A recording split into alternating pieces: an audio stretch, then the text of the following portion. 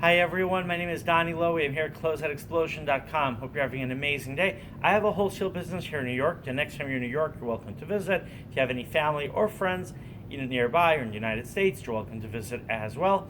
And you can also order through the website or by WhatsApp or by email. My WhatsApp cell phone number is 1917-913-6093. Today I'd like to discuss with you what to do with slow-moving merchandise. I'd like to give you a blessing that you should never have slow-moving merchandise. That you should always be able to sell all your merchandise right away and very quickly. The reality is that it happens to all of us. We, one way or another, we end up with some merchandise that doesn't sell as fast as other merchandise sells. For instance, you could get a pallet of dresses, and in the dresses, some beautiful, amazing dresses, size 12, 14, 16, size 8, size 10, size 18, and then you're going through that pallet and you find a dress that's size 2. And you don't have any customers for that dress. So what do? It's a challenge, right? Or or let's say you have really good dresses and everything's great, great sizes, great colors, great styles, and so on. But your business slows down, and now you have that merchandise, and you bought too much of it. So what should you do? So let's go through a few options. Option number one, which I think is the easiest option to do, and everyone thinks of this option, is to just simply put the merchandise on sale. The challenge with that option is once you put merchandise on sale, people are going to expect that low price all the time. If you don't want that to happen, you have to really give people a good explanation as to why you're selling that merchandise at a low price and let them know that it's a limited time sale.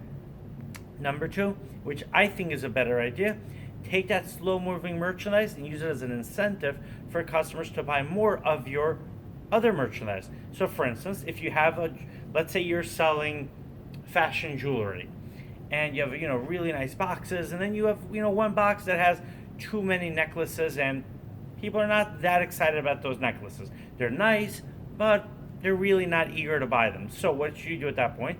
You could try to discount them, but then people are going to be like, hey, why is he selling or why is she selling those necklaces at such a low price, and I'm paying for the other jewelry a much higher price? And then you have to get into a whole discussion, explain that merchant is selling slower for you. I think you could avoid all that by saying, you know what, figure out your math, figure out your cost, and tell a customer, you know what, if you buy 3 boxes of jewelry, you see these necklaces? They're not the nicest necklaces, but they're decent. I'll give them to you for free, and then you could give them to your customers for free, or if you sell them, whatever you sell them for, it's going to be a profit to you. I think that's an idea. Another thing you could do, it could be a bonus as an incentive to increase an order. What do I mean by that? And actually, I like this strategy, and I've done it, and I think it's good for everyone. Otherwise, of course, I wouldn't do it, right? I want to be in business long term. So, how does strategy work? Let's give the example of the necklaces. So you're selling jewelry, and your average customer, right, will buy a box of jewelry, right? A box of jewelry. Let's say by my business, let's say a box of jewelry could have anywhere from, let's just make it average. Let's say 500 pieces of jewelry in a box, right? Let's just give that average. And customers come, and when they need jewelry, they'll buy a box. And they'll hopefully they're happy, then they sell the jewelry, they come back, they buy another box. Now I have that box of necklaces, which I see is just selling really slow. People are not sure, do they want to buy it, do they not want to buy it? So what do? The next time a customer comes, I say to myself, well, you know what, let's say I'm making 20% on a box. So I figure out the math, how many boxes do I need to sell to cover the cost and still make a profit of that box of necklaces, and then I'll give them that box for free. So for instance, if I'm doing the math right, if I had 20%, so if I give them 5 boxes and then they get a 20% off, then I'm still coming out ahead if I give them that box for free. So what I might say to them, and of course I do the math very carefully, but I'd say to them the following. I'd say, look, you usually buy 1 box for me, and I understand, that's what you want to buy. But thankfully you're able to sell this stuff. You're coming back on a regular basis, and I'll make you a deal. If you want to stock up and you want to buy 5 boxes, I'll give you this box of necklaces for free. And then some people might say, no, you know what?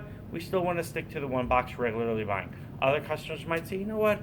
Eventually we're going to sell the jewelry anyways. Let's stock up. Yeah, you know what? We'll buy another 4 boxes or another 5 boxes. So you could do the same thing with many of your items. And sometimes, you give someone an incentive just because you want to be helpful and you want to help them with their business. And of course, you want to also move your products. So even if the math doesn't work exactly in your favor, you give them the stuff. You tell them, like, you know what? Let's say with dresses. I do this very often. Someone buys for me 40 dresses, and I tell them, you know what? How about this? Buy another 10 dresses, and I'll give you another 2 dresses from this category for free. Right? And even if I didn't cover my cost or I didn't make a profit on the 2 dresses, I'm giving them for free.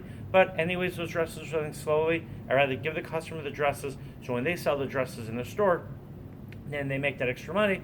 They'll be like, wow, Donnie Lowy really gave me a really good deal, and then they'll come back to closeoutexplosion.com. All right, thank you so much for watching. Have an amazing, amazing day.